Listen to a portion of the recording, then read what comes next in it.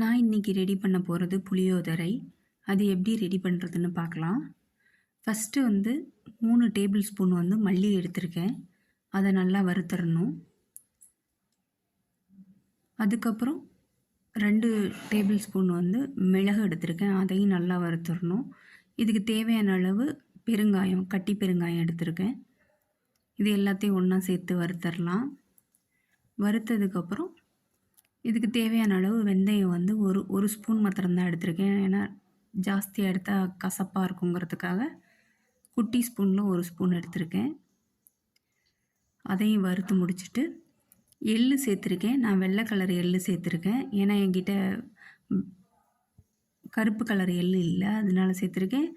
உங்ககிட்ட கருப்பு கலர் எள்ளு இருந்தால் சேருங்க, நல்லா வாசமாக இருக்கும்.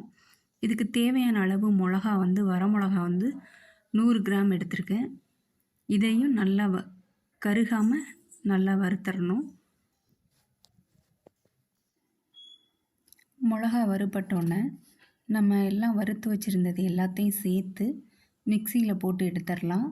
இது ரொம்ப நைஸாக வேண்டாம், ரொம்பவும் கொரகொரப்பாக வேண்டாம், மீடியமாக இருந்தால் போதும். நம்ம இப்போ அடுத்ததாக புளிக்காய்ச்சல் செய்ய போகிறோம். இதுக்கு நான் நல்லெண்ணெய் எடுத்திருக்கேன்.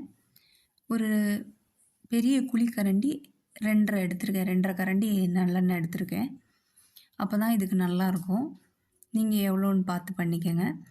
இப்போ இதுக்கு தேவையான அளவு கடுகு எடுத்துக்கணும்.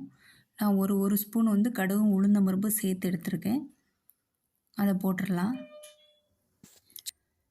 கடுகு உளுந்தம் பருப்பு வெடித்து வந்ததுக்கப்புறம் ஒரு 2 ஸ்பூன் கடலைப்பருப்பு எடுத்திருக்கேன். அதையும் நல்லா வறுத்துறணும். அதுக்கப்புறம் நிலக்கடலை ஒரு 2 ஸ்பூன் எடுத்திருக்கேன். இது எல்லாத்தையும் சேர்த்து நல்லா வறுத்து எடுத்துடணும். அதுக்கப்புறம் இதுக்கு தேவையான அளவு ஒரு 5 வரமிளகா கிள்ளி போட்டிருக்கேன். இது சும்மா வாசத்துக்காக நான் போட்டிருக்கேன், அப்போ தான் நல்லாயிருக்கும். அதுவும் நல்லா வறுபட்டோன்னே இதுக்கு தேவையான அளவு கருவேப்பிலை ஒரு 2 கை எடுத்து போட்டிருக்கேன். இது எல்லாமே நல்லா வறுபட்டதுக்கப்புறம் நான் புளி ஒரு 100 கிராம் எடுத்து நல்லா கரைச்சி வச்சுருக்கேன். அதை இதில் சேர்த்துடலாம்.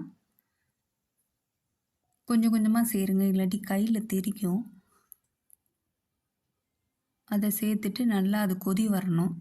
நல்லா கொதி வந்ததுக்கப்புறம் நமக்கு இதுக்கு தேவையான அளவு மஞ்சள் பொடி போட்டுடலாம். நான் கொஞ்சம் ஜாஸ்தியாக தான் மஞ்சள் பொடி போட்டிருக்கேன் இதுக்கு. இப்போ நம்ம அரைச்சி வச்சுருந்தோம் இல்லையா பொடி, அதை கொஞ்சம் எடுத்து வச்சுருக்கேன் நான். ஏன்னா நம்ம சாதம் கிளறையில் அது கொஞ்சம் போடணுங்கிறதுக்காக அதை வச்சுருக்கேன். இப்போ தேவையான அளவு உப்பு போட்டுடலாம். அதுக்கு உப்பு போட்டுட்டு நல்லா கொதிக்கட்டும். புளியோட பச்சை வாசனைலாம் இருக்கக்கூடாது. ஒரு 10-15 நிமிஷம் நல்லா கொதிக்க விட்டுருங்க. கொதிக்க விட்டோன்னே அதுக்கப்புறம் நம்ம பொடி பண்ணி வச்சுருக்கோம் இல்லையா, அதை இதில் எல்லாத்தையும் சேர்த்துருக்கேன். சேர்த்து நல்லா கிளறி விட்ருங்க. கிண்டி விட்டுட்டு இது கரெக்டாக ஒரு 10 நிமிஷம் அப்படியே ஒரு மூடி போட்டு மூடி வச்சுருங்க. அடுப்பை கம்மி பண்ணி வச்சுருங்க. கிண்டெல்லாம் வேண்டாம். நல்லா கிண்டிட்டு அடுப்பை கம்மி பண்ணி வச்சுட்டு அதுக்கப்புறம் நீங்கள் மூடி வச்சுருங்க. மூடி வச்சதுக்கப்புறம் அந்த லேட்டாக அந்த ஆயிலெலாம் மேலே வந்துடும். அப்போது இது ரெடி ஆயிடுச்சுன்னு அர்த்தம். நான் இதுக்கு ஒரு சின்ன பீஸ் வெல்லம் போட்டிருக்கேன். உங்களுக்கு வேணும்னா போட்டுக்கோங்க, இல்லாட்டி வேணான்னா விட்ருங்க. அவ்வளோதான், இந்த புளிக்காய்ச்சல் ரெடி ஆயிடுச்சு.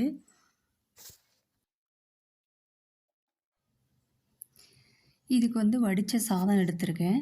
அதில் கருவேப்பிலை பிச்சு போட்டுறணும். பச்சை கருவேப்பிலையை நல்லா பிச்சு போட்டுருங்க.